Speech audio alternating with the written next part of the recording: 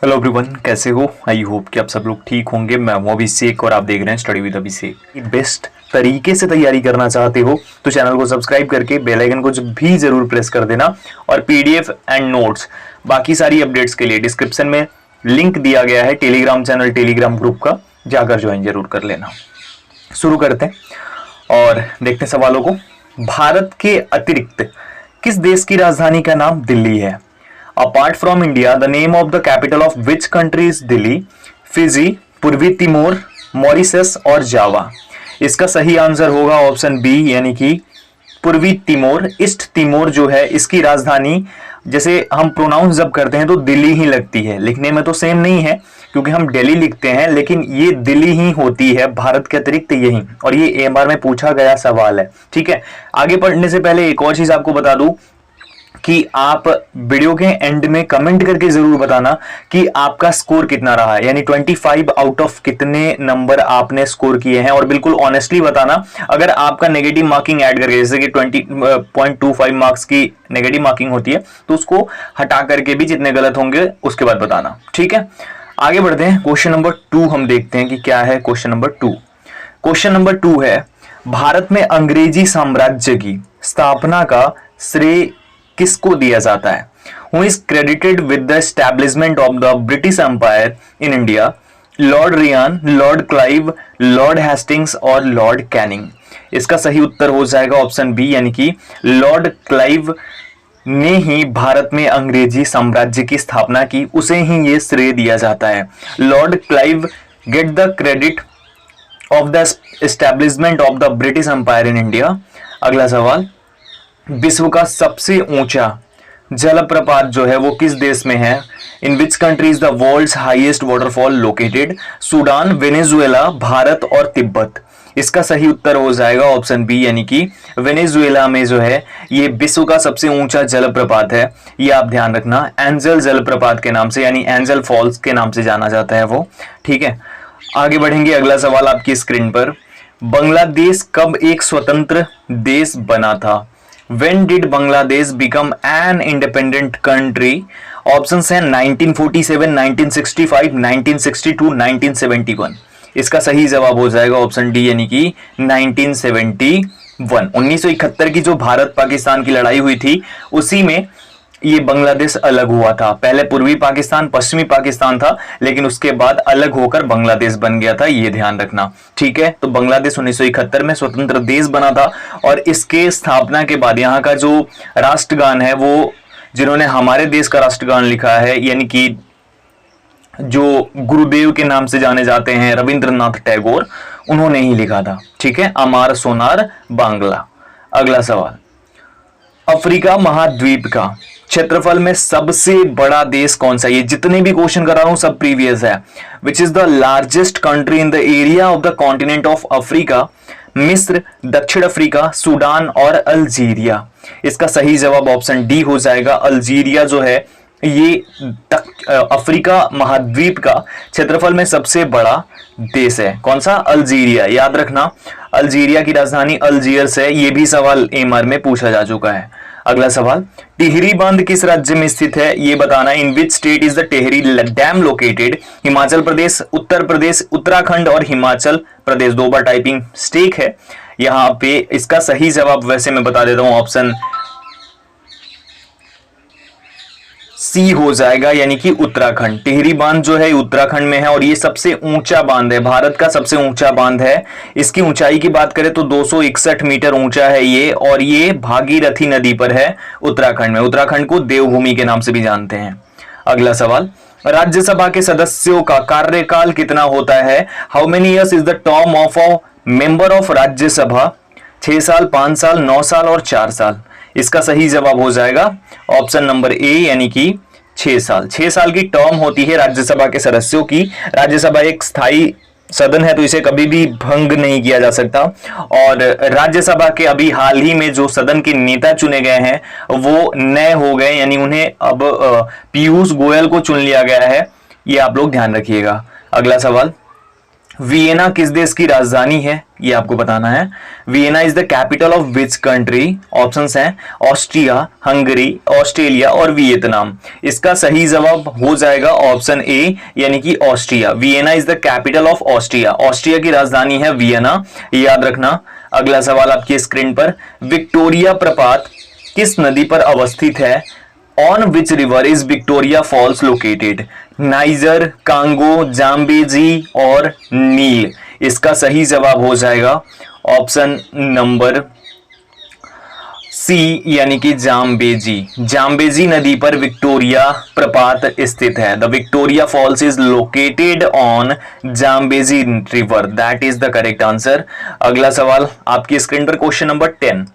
अभिनव बिंद्रा ने ओलंपिक्स में किस खेल में स्वर्ण पदक जीता था? In which sport did Abhinav Bindra win a gold medal in the Olympics? निशानेबाजी, कुश्ती, हॉकी और एथलेटिक्स। इसका सही उत्तर हो जाएगा ऑप्शन ए, यानी कि शूटिंग यानी निशानेबाजी में अभिनव बिंद्रा ने ओलंपिक्स में स्वर्ण पदक जीता है भारत के लिए, ये आप ध्यान रखिएगा। ओके, ऑप्शन नंबर ए हो जाएगा। अगला सवाल, भारत में सबसे अधिक समय तक प्रधानमंत्री पद पर रहने वाले व्यक्ति कौन हैं? Who is the longest serving prime minister in India? Indira Gandhi, Lal Bahadur Shastri, Rajiv Gandhi और जवाहरलाल नेहरू। इसका सही उत्तर हो जाएगा ऑप्शन डी, यानी कि नेहरू। जवाहरलाल नेहरू जो हैं ये सबसे ज्यादा टाइम तक सर्व करने वाले पीएम रहे हैं, भारत के प्रधानमंत्री जो कि सर्वाधिक समय तक रहे, और ये पहले प्रधानमंत्री भी थे भारत के, नीति आयोग के पहले अध्यक्ष भी थे और पहले विदेश मंत्री भी थे भारत के। अगला सवाल, प्रसिद्ध दांडी मार्च जो है वो कहां से आरंभ की गई थी? Where was the famous Dandi march started from? Champaran, Ahmedabad, Puri और पुणे। इसका सही जवाब हो जाएगा ऑप्शन नंबर बी, यानी कि अहमदाबाद से ये शुरू हुआ था। अहमदाबाद से प्रसिद्ध दांडी मार्च शुरू किया गया था। ये नमक सत्याग्रह थी, जिसे सविनय अवज्ञा आंदोलन के नाम से भी जाना जाता है। ठीक है, अगला सवाल, अर्थशास्त्र के रचयिता कौन है?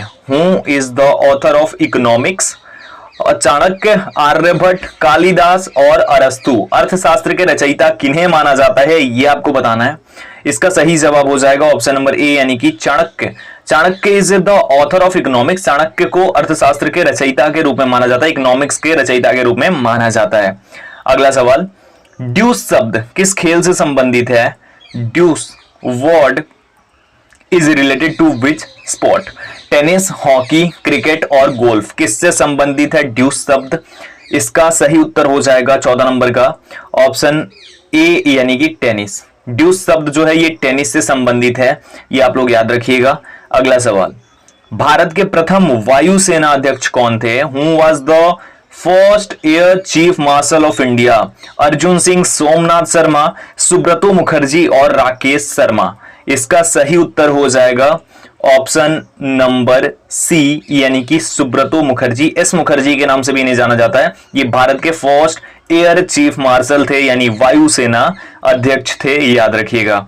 अगला सवाल, 2022 के राष्ट्रमंडल खेल कहां आयोजित होंगे? Where will the 2022 Commonwealth Games be held? Sydney, Birmingham, New Delhi और डरबन। इसका सही जवाब हो जाएगा ऑप्शन नंबर बी, यानी कि बर्मिंघम में आयोजित किया जाएगा 2022 में राष्ट्रमंडल खेलों को, याद रखिएगा। अगला सवाल, क्वेश्चन नंबर 17, भारत में मुख्य न्यायाधीश की नियुक्ति कौन करता है? Who appoints the chief justice in India? राष्ट्रपति, उपराष्ट्रपति, प्रधानमंत्री और राष्ट्रीय सुरक्षा सलाहकार, नेशनल सिक्योरिटी एडवाइजर। इसका सही जवाब हो जाएगा ऑप्शन नंबर 17 का ऑप्शन ए, यानी कि राष्ट्रपति जो है वही नियुक्त करते हैं भारत के मुख्य न्यायाधीश को।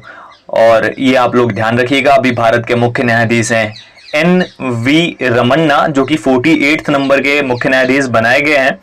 और उसके बाद अभी वर्तमान में हमारे राष्ट्रपति, आप जानते ही हो कौन है, राष्ट्रपति हैं श्री रामनाथ कोविंद, उपराष्ट्रपति वेंकैया नायडू, प्रधानमंत्री नरेंद्र मोदी और राष्ट्रीय सुरक्षा सलाहकार यानी कि NSA, national security advisor, Ajit Doval. अगला सवाल, मानव अधिकार दिवस कौन से दिन मनाया जाता है? Human rights day celebrated on which day? 13th of February, 5th of June, 10th of December and 15th of January. इसका सही जवाब हो जाएगा ऑप्शन नंबर सी, यानी कि 10th ऑफ दिसंबर। 10 दिसंबर को प्रत्येक वर्ष मानव अधिकार दिवस मनाया जाता है। The human rights day is celebrated on 10th of December every year.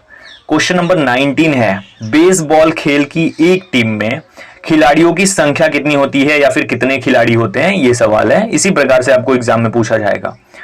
8, 9, 6 और 7। इसका सही उत्तर हो जाएगा 19 नंबर का ऑप्शन बी, यानी कि 9। बेसबॉल की टीम में जो एक साइड में खिलाड़ियों की संख्या होती है वो 9 होती है। There are 9 players in a team of baseball game. याद रखिएगा, ये इसका सही जवाब हो जाएगा। अगला सवाल, question number 20, India wins freedom, ये पुस्तक जो है इसके लेखक कौन थे?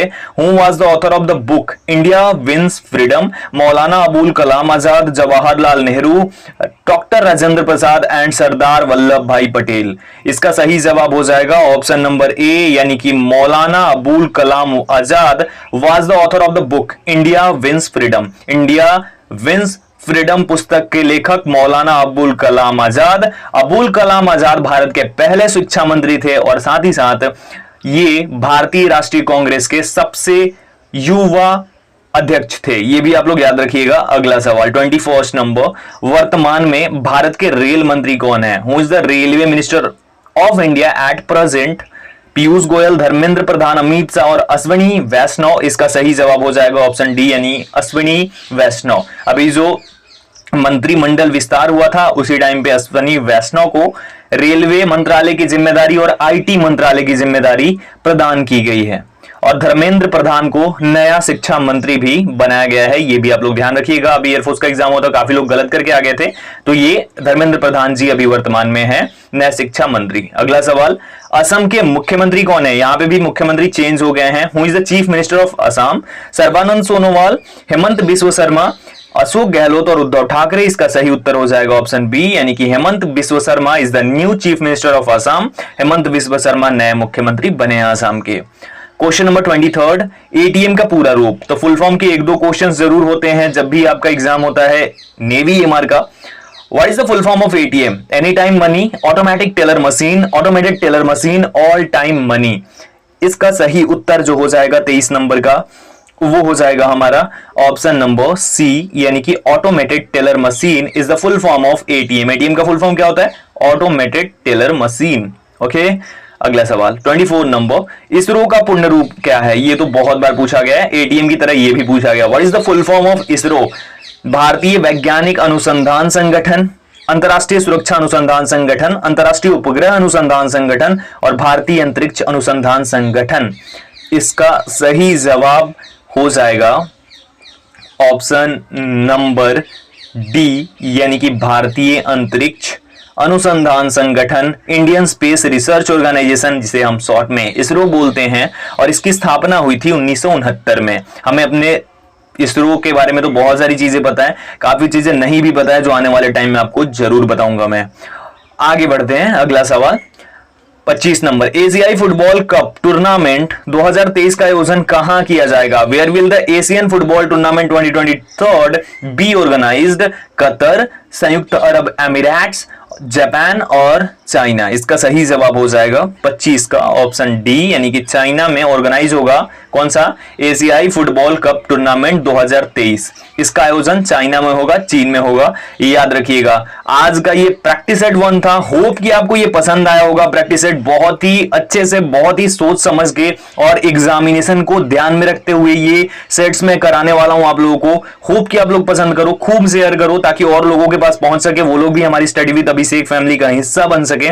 आपको पीडीएफ टेलीग्राम पर जरूर मिलेगी। और वीडियो अच्छी लगी हो तो लाइक कर देना यार, लाइक से मोटिवेशन मिलती है। चैनल पे नए हो तो चैनल को सब्सक्राइब भी जरूर कर लेना। मिलता हूं एक और वीडियो के साथ, तब तक अपना ख्याल रखिए, अपनी फैमिली का ख्याल रखिए। लाइव क्लासेस भी जल्दी होंगी एंड